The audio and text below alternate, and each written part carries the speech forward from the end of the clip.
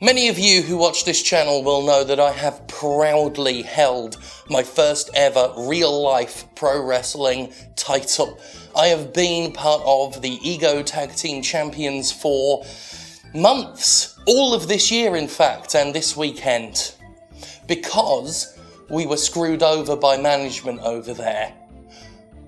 We lost, and now I don't have my lovely gold belt on this show anymore. But I think we handled it quite well.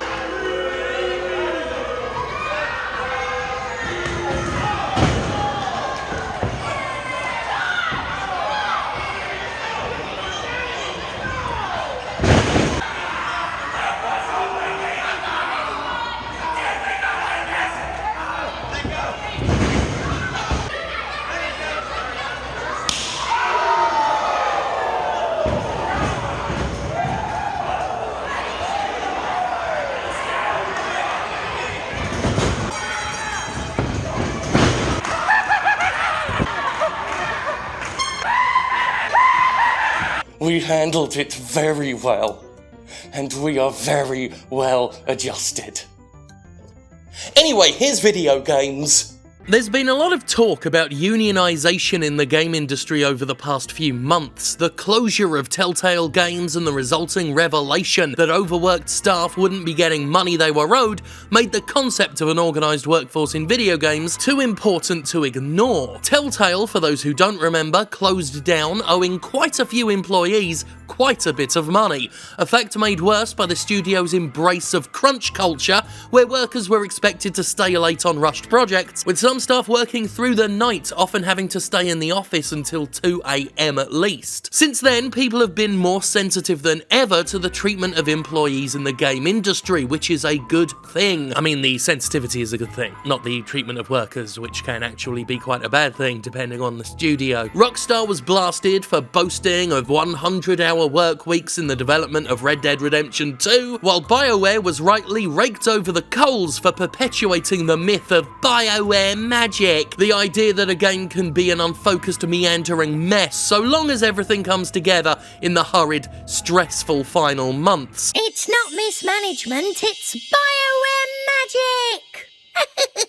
Stories of horrifying crunch have also emerged from NetherRealm and Epic Games, with yet more reports of developers being worked to the bone. Meanwhile, Activision Blizzard notoriously jettisoned 800 staff members at the exact same time it boasted of record revenue. Stories of overworked developers and mass layoffs in massively successful companies are alarmingly regular, but after years of going unchallenged, publishers are finally getting the skewering they deserve from press and public alike. Few things make a better case for a union than an industry without one. The mainstream game industry, despite wanting nothing to do with a union, actually justifies the concept of one through its sheer existence. The routine, calculated way in which it exploits its workers mirrors the routine, calculated way in which it exploits its customers. And if companies like Riot Games get their way, we won't even get to hear about it. Riot Games, if you didn't know, is the studio behind League of Legends, one of many games that got super popular and became a gigantic hit among live streamers and YouTubers, so naturally I never got into it because every mainstream hit seems to pass me by, and that's one of roughly 18 reasons why I am unpopular in this business. Riot was drenched in controversy last year when Kotaku ran an expose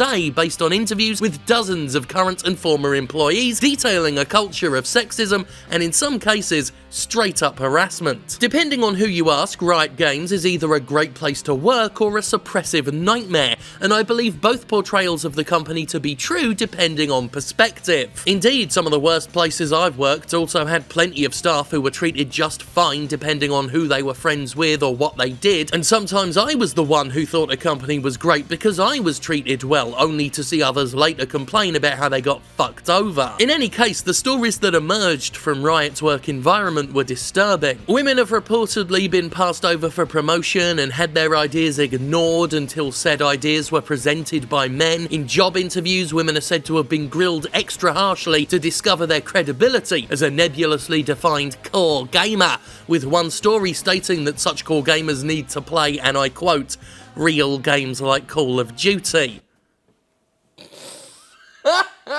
Some darker allegations involve reports of women receiving unsolicited dick pics from colleagues, being put on lists detailing which women the guys would like to fuck, and at least one woman getting her potential promotion halted after refusing the advances of a male higher-up at a party. Riot's been accused of encouraging a bro culture that negatively impacts men and women alike, with Riot COO Scott Gelb explicitly named as an infantile and abusive vector of toxicity. He has been accused of grabbing at other men by the balls, jokingly humping against co-workers without their permission, and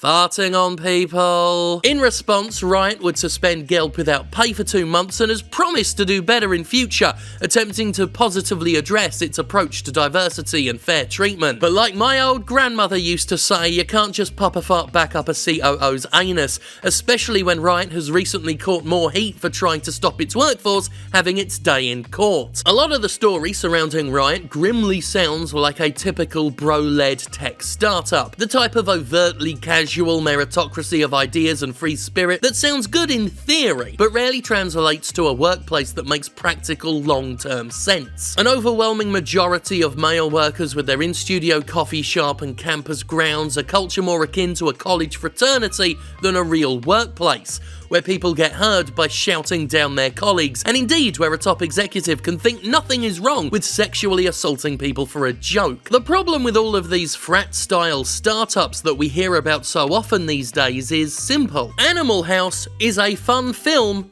It's not a viable corporate structure. One thing stood out to me regarding the Riot allegations, and it's something that stood out in so many stories of work environments within game development, and that's the culture of silence that the industry overall has insidiously cultivated. Riot has a non-disparagement clause for anyone who leaves the company, essentially stating you can't shit on the company after you leave it. I know what those look like, because when I broke away from The Escapist many years ago, parent company Defy Media seemed very concerned that I'd turn around and badmouth them. Frankly, it wasn't worth my time to talk about what a cluelessly run company it was, especially as it was spiraling towards its inevitable death, which came in 2018, but non-disparagement clauses nonetheless encourage a chilling effect. While a company can accurately claim that it wants to protect against unfair disparagement, it has the convenient side effect of shutting up any fair disparagement too, and some might argue that it's less a side effect and more the intended goal. In the wake of the Riot expose, workers have begun the embryonic stages of true organisation, the kind of organisation we need to see if we want the game industry to improve. Over 150 Riot employees recently staged a walkout to protest the company's forced arbitration policy, a policy that is itself rooted deep within this culture of silence we talked about. Forced arbitration prevents employees from filing suit against the company,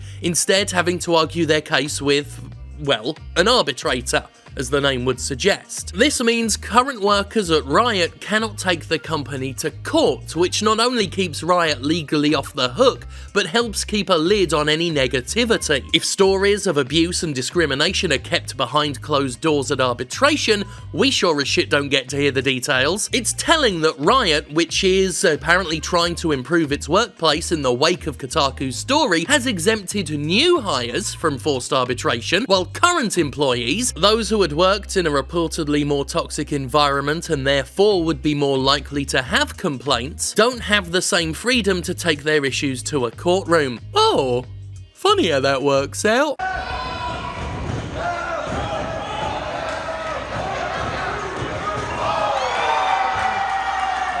Indeed, this latest spat all started because Riot refused to allow 2 of its staff to take them to court, and the company's admitted it wants to avoid highly publicised lawsuits as well as ones it deems frivolous. For the record, arbitration rarely goes in favour of the worker with the complaint, an overwhelming number of these disputes working to benefit the company, not the individual. No wonder corporations love them, which itself should be a red flag. If a corporation loves something, there's a better than small chance that the thing in question only benefits the corporation and has no advantages whatsoever for real human beings. The organisers of the walkout stress their protest is against Riot's policy, not Riot itself. Unfortunately, Riot has ignored the walkout, stating, "Given the complexities of ongoing litigation, we will not change our employee agreements while in active litigation," essentially refusing hundreds of concerned staffers. This is utter bullshit in my opinion. Victims of harassment, mistreatment and discrimination should not be blocked from sharing their stories and from seeking genuine legal recompense if required. Silence is a petri dish for abuse. It's where it thrives, and it needs to be broken. Forced arbitration is a scumbag policy enforced by scumbags in my personal opinion, and it only ever looks like a deliberate attempt to sew the mouth shut of anyone with a grievance. I know the walkouts were not protesting Riot Games as a company, but the way Riot talks about its workforce should set off alarm bells for anyone who's dealt with a corporation that goes out of its way to enforce loyalty and encourage the closing of ranks whenever a negative story emerges. You see, Riot doesn't call its employees employees. Oh no, it calls them rioters. This insistent terminology is a form of uniform for companies that don't mandate actual uniforms. Rather than get everyone dressing the same, it instead puts the uniform on a person's very identity, which is something I absolutely never trust. When I hear a company calling its staff by a collective brand name, I instantly think of cults. And just look at some startup CEOs out there. Cult of personality is their whole fucking bag. In fact, Riot is reported to have what's called a mantra of trust, where you're supposed to always believe that any bad actors in the company have good intentions, and therefore must not be scrutinized too closely. This is another idea that has potential merit with a sinister side effect. It's obviously good to want to trust your colleagues and feel their hearts are in the right place, but when higher-ups dismiss complainers for not having enough faith in their discriminators, it undermines the very notion of constructive criticism. Again, it could just be a side effect, but it's a tantalizingly appealing feature for any company that wants to silence its critics. The irony of a mantra of trust is I would never trust any company with one. I tend to trust things that have earned trust, not things that demand trust. Attempting to report on unjust behaviour in the game industry has always been difficult for these reasons and more. Game developers are terrified of vengeful and litigious companies that maintain a suppressive atmosphere throughout the industry. Not only are people scared of their former employers coming after them, they're equally worried that speaking up will stop other companies hiring them in future. Essentially, it's a huge gamble and a potential death mark on one's career to speak up against mistreatment, neglect, and harassment. I'm currently trying to dig into stories myself regarding mismanagement at a number of game publishers, but because so few people are willing to come forward and fewer still want their identities anywhere near the story, it's often difficult to even know where to start. But incidentally, if any game developers know that talkative chap known as Bob Every Guy in certain circles, hit me up. This fog of silence helps push back against unionization as well. After all, if few people are speaking up and those that do are largely anonymous, then how can people communicate and share their stories and get organized? We don't even need the more serious allegations to know that Riot wants it quiet. Their forced arbitration, keeping a lid on so-called rioters, and blocking at least 2 potential legal battles do enough to demonstrate how they prioritize discretion over fairness. The allegations nonetheless serve to paint a very clear picture as to why, the moment the stitching is pulled from people's lips, some very dark words come out. And I fear this won't be the last or the worst of it, not just for Riot but the industry overall. Between CEOs like Randy Pitchford tied up in physical assault allegations and stories of burnout and breakdowns running rampant across the game's business, it's clear that gaming has a massive closet with a veritable orgy of skeletons inside. The silence is starting to break and the truth is starting to out. It's quite clear that game companies confidently feel they hold all the cards and can act with impunity, and for the longest time that's been true. But that truth needs to change because this cannot continue.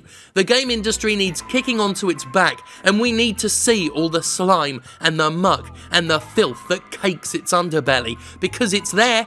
There's more of it than you want to know, and we've all been smelling it for quite some time. We need to see it all. Whether we want to or not, we need to. And before all's said and done, I predict a riot.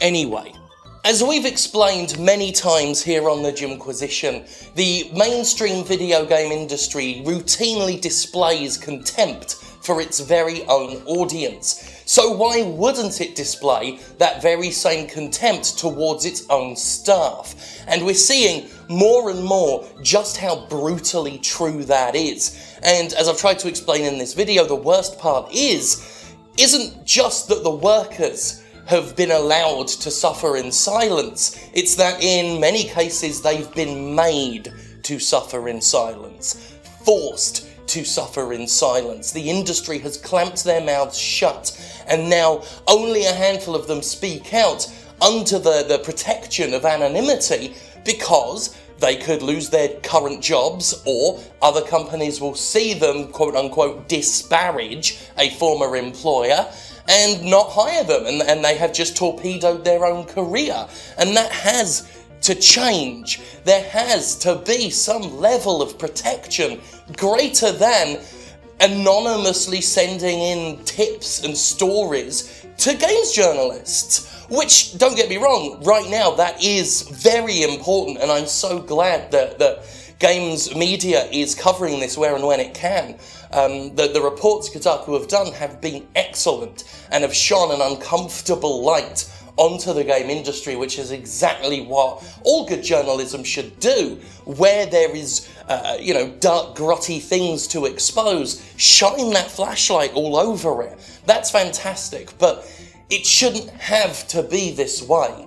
Game developers should be allowed to speak up. They should feel confident enough to speak up. And right now, the industry is doing everything it can to demolish that. Also, fuck Delta Airlines. Fuck them for this awful fucking commercial right here. You know what? As someone who not just plays games for fun literally all of the time, because I haven't got anything better to do with my fucking life. But no, someone who actually does it for their job. I have to do video games for a living. I mean, I don't have to. I could also just lie face down in a ditch. I play video games for a living, Delta. And I would take a hammer to any one of my consoles if it meant that your workers actually were organised and had some rights and some backup and a voice. So don't go pulling that shit on me, you grotty little turnips. Fuck you. It's such a fucking insulting thing. Hey, let's trade in the rights of a workforce for a video game console. When you actually look at what's being spent on workers having a voice, and it just amounts to a video game console, I don't think that makes their point for them. I think that demonstrates how valuable a union is. Oh, it only costs a video game console for a workforce to not have to put up with a whole bunch of shit where there are no checks and balances I'm going to keep that in, to protect against that bullshit. Fuck you, Delta. And thank God for me, let's not forget that bit. That's, if you take anything away from this video, you've got to take that bit away, because it's important. That'll do.